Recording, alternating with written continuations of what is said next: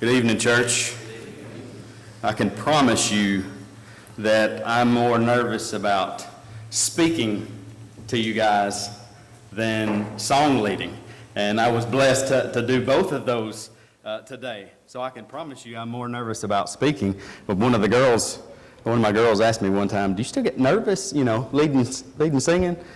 Yes, absolutely do. I do. Jeremy, you still get nervous leading singing? Absolutely, I do. And I once, years ago, I would fill in a little bit for Gandhi, and I once said, I'm nervous I got butterflies. And I can't remember who told me. An older, wiser gentleman said, well, as long as the butterflies in your stomach are flying in the right direction and not all chaos inside of you, then you'll be all right. The lesson tonight is about faith, and I hope that we can learn something from a very sick lady that we read of in Mark chapter 5. Very sick lady, and the faith that she had. One of the ironies, I guess, in the culture that we live in is our sense of control, isn't it? We think that we are in control of everything in our lives. And that can bite us, can it? For decades and decades. Our culture, America, the United States of America, our society, our culture has declared to us that we can change anything, right? We can do anything that we set our minds to. And we have. We've done a lot of good things. We can change ourselves. We can change the world that we live in. For a long time, we believed that we could do anything that needed to be done. Want to put an American on the moon? We did it. Want to bring a crippled space aircraft module with men in it to Earth? You guys ever seen Apollo 13, that movie? It was real. We did that. We got those guys back to the ground. How? I don't know. We've done some amazing things. Replace a diseased heart. We did that, didn't we, Uncle Bud? We did that. Uncle Bud's got someone else's heart beating inside him. Isn't that amazing that we did that? Want to extend human life? To an extent, we've done that. Then, I guess one of the big catastrophes in my life that I remember in our society, some of you younger folks wasn't even born on September the 11th, 2001. In our culture, abruptly, very quickly, we realized just how vulnerable we was. On 9/11, the events that happened dramatically explained to us that the impossible can happen. The impossible can happen. And the wars that followed for a decade, and the wars on terrorism that continue to happen today, they're saying to us that there's people out there in the world that don't believe like we believe. There's people in the world that don't have the same values as we have. And what happened to our country following 9/11, and pretty much during the whole decade of war, what happened in our country? Long-time jobs disappeared. Companies outsourced jobs to cheaper labor. The economy slowed to a crawl. Gas prices exploded. The harder we tried to make things secure in our culture, in our society, in America, the more we reminded that we're surrounded by insecurity. And so as we watch our society as it changes and continues to change in dramatic ways, what about spiritually? What about you personally? Have you ever been going along your life? Everything is good. I'm on fire for the Lord. Finances at home are great. Family, everything is going great, and then maybe something happens and knocks you on your feet. Maybe you lose a job. Maybe it's sickness in your family. Maybe it's death of a loved one, death of a best friend. And it makes you realize how very little that we are in control. We control, I mean, if I was to ask you how many control freaks that we got in the room, probably a bunch. I like to control my life. But listen, y'all, there's very little in our lives that we control. Very, very little. We're increasingly, when things happen to us like that, when dramatic events happen in our lives, we are humbled as we realize just how little we actually do control. And more we become aware of a truth, that Christianity is not about what we can do for God. Sometimes we think that way, don't we? Well, look at me. Look, I'm doing good. Me, God. Look what I'm doing for you. Look at all the good things that I'm doing. Christianity is about what God can do for us, is it not? When we 100% give Him all the authority in our lives, when we 100% commit to Him, our whole understanding of what it means to have faith can change in an instant. The more we realize how little in life that we actually do control. This evening I want us to let a sick woman in Mark chapter 5 teach us about the kind of faith that we need to have.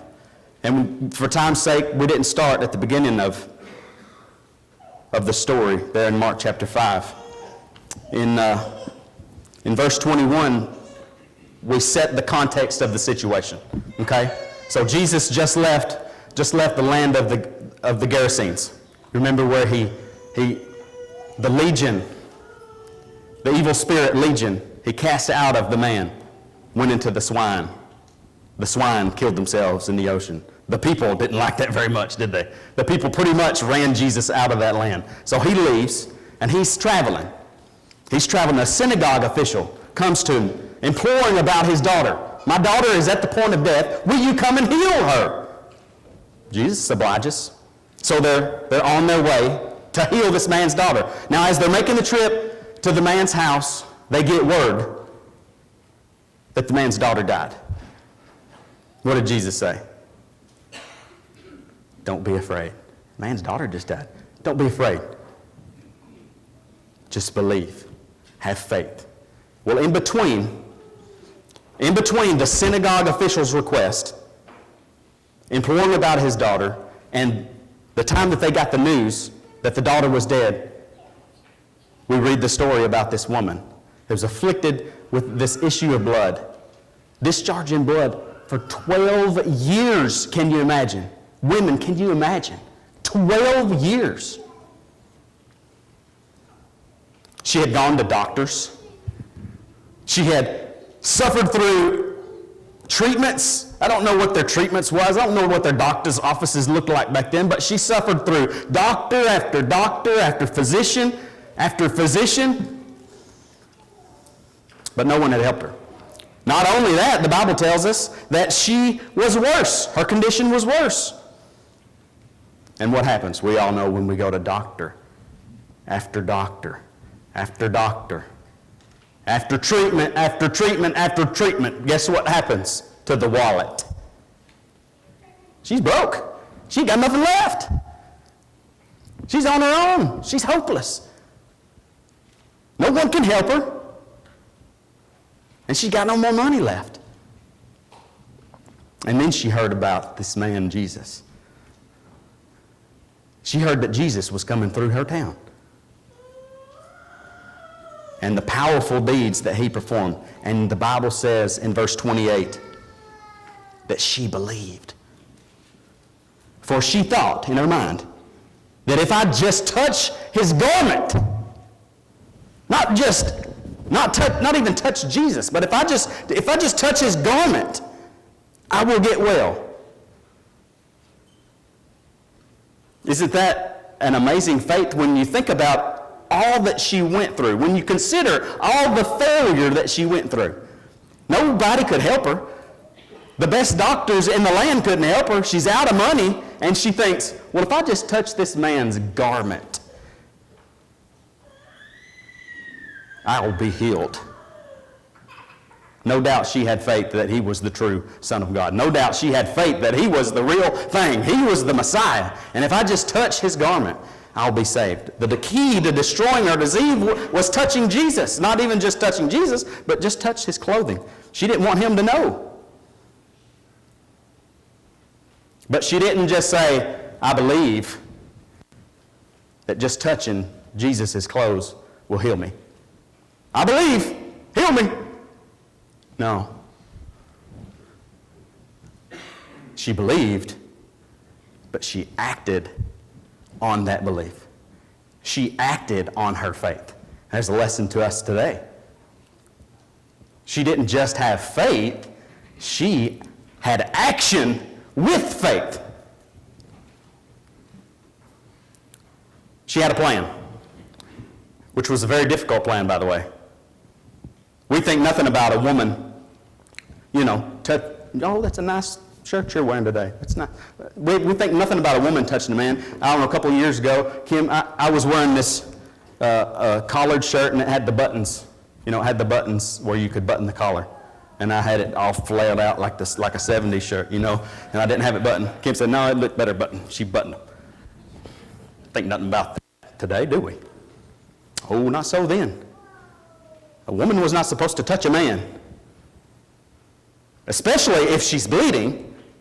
She wasn't even supposed to be in the presence of anyone. So this woman's plan was very risky. Consider Levi.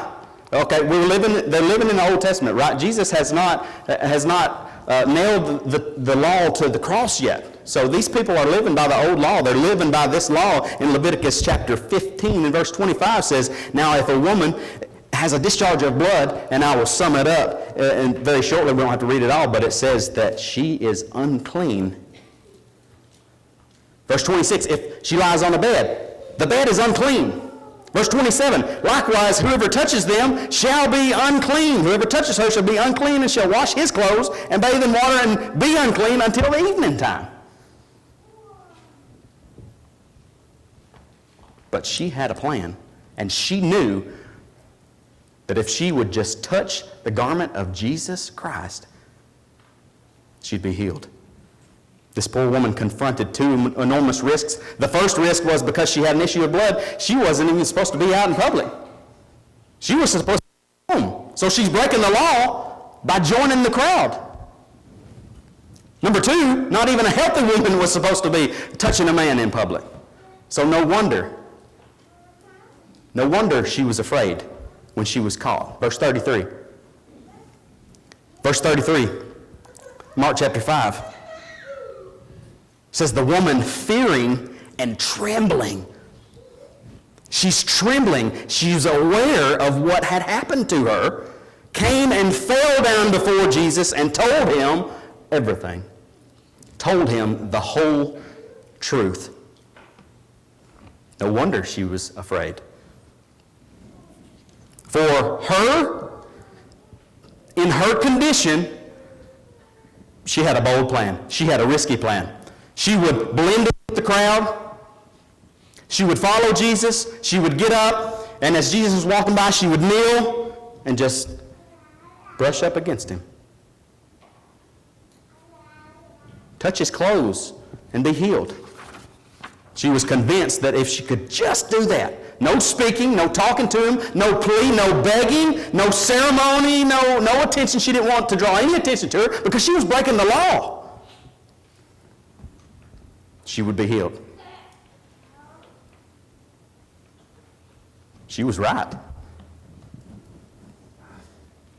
The instant, the Bible says, that she touched his outer garment, she was healed. She felt it in herself that she was healed. She worked her way close enough to Jesus to bow, touch his garment. Instantly, verse 29, instantly, immediately, the Bible says, the flow of blood was dried up, and she felt in her body that she was healed of her affliction. Immediately. There was just one thing she didn't expect, right? One thing. She did not expect for Jesus to be aware that this power had left him, the Bible says. This power had left him, and someone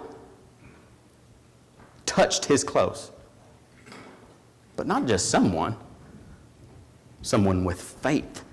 And he immediately knew that had just happened.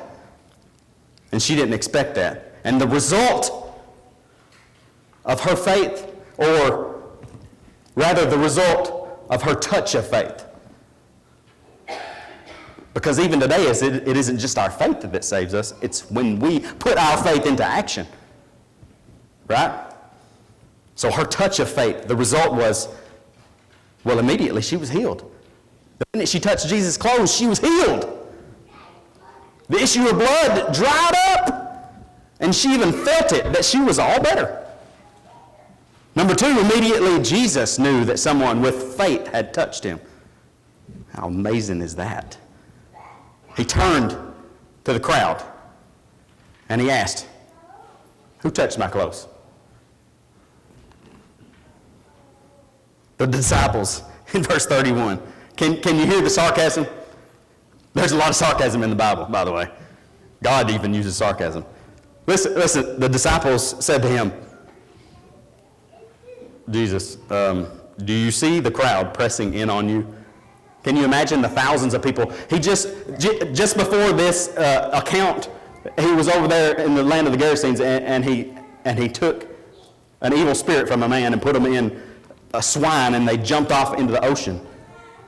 And these crowd of people are seeing what Jesus is doing. So there's thousands of people surrounding him, flogging him, touching him. It's Jesus! It's Jesus! And he looked, "Who touched me?" Disciples. Jesus. You see the crowd pressing in on you, and you say, "Who touched me?" And he looked around, and he saw her. He sees the woman. And she knew that he knew that she was caught. Shaking with fear, the Bible says she's trembling. She's fearing and trembling, verse 33. Trembling, expecting the worst. For being this presumptuous and out of place. She confessed, verse 33. Told him the whole truth. Bowed before him and told him everything, the whole story. And can't you just hear the crowd of men? These Jewish men, can you hear them? "Woman, how could you do this? You're not supposed to be even in the crowd with your issue. Breaking the law, lawbreaker. Besides that, you're not even supposed to be touching a man." Can you just hear the woman thinking, "Uh-oh, I'm in serious trouble. They're going to banish me.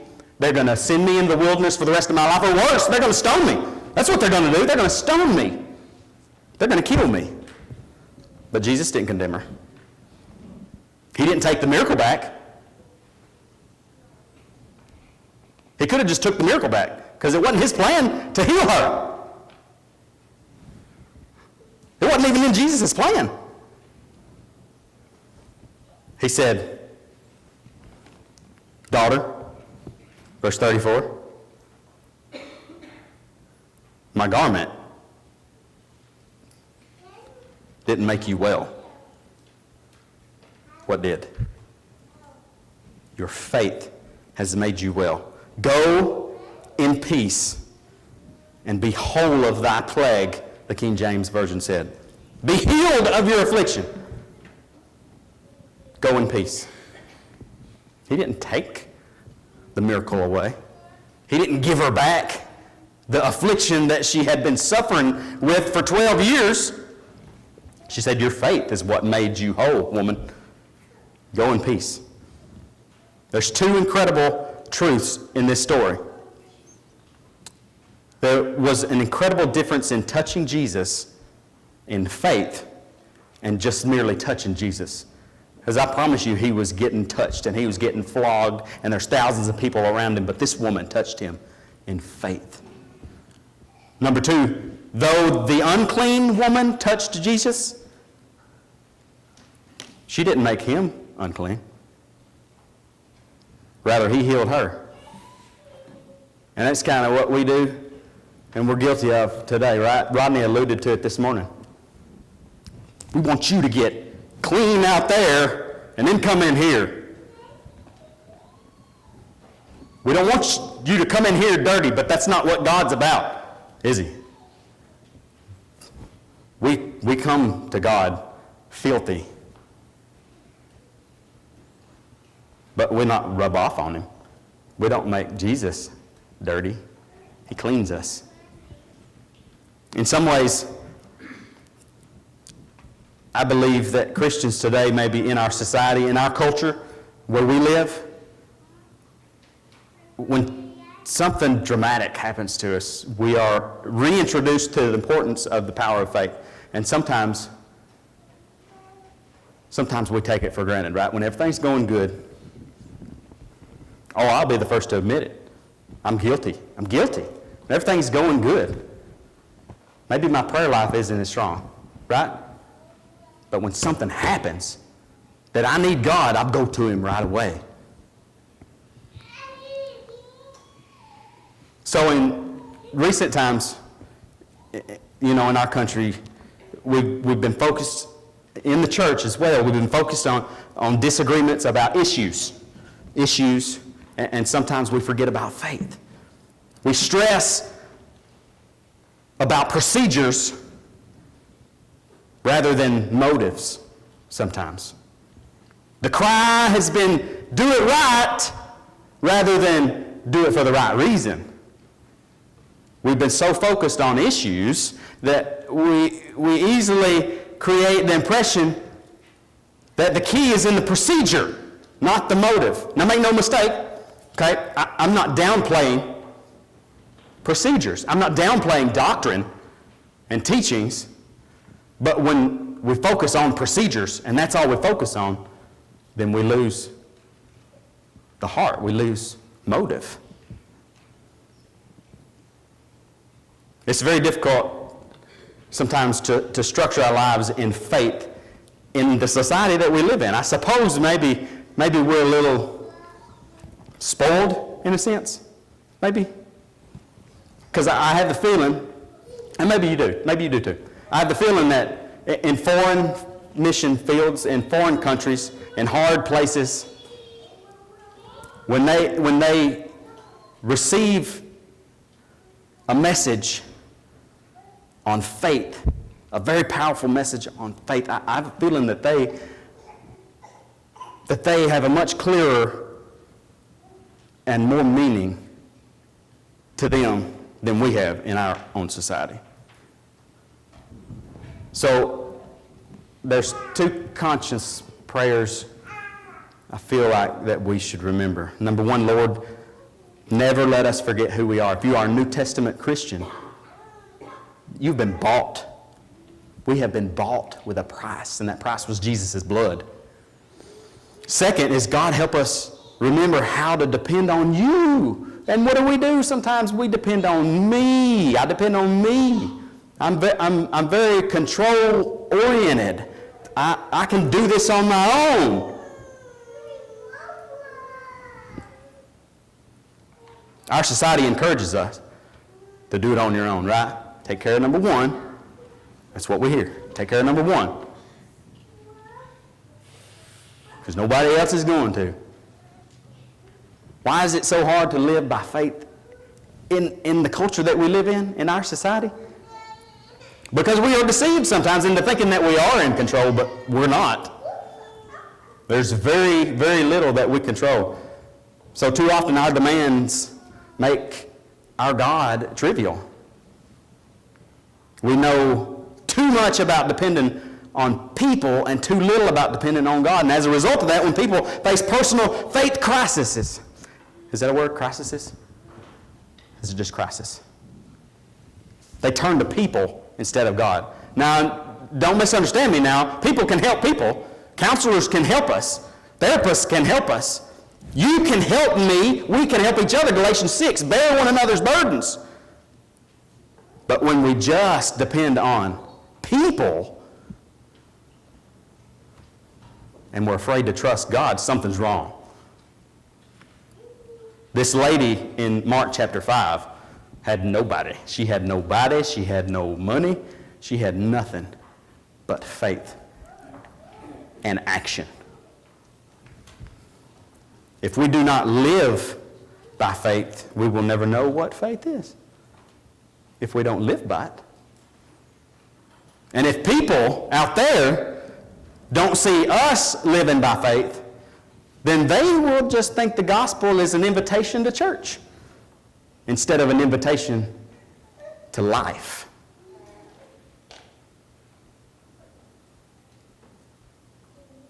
Maybe you've been struggling.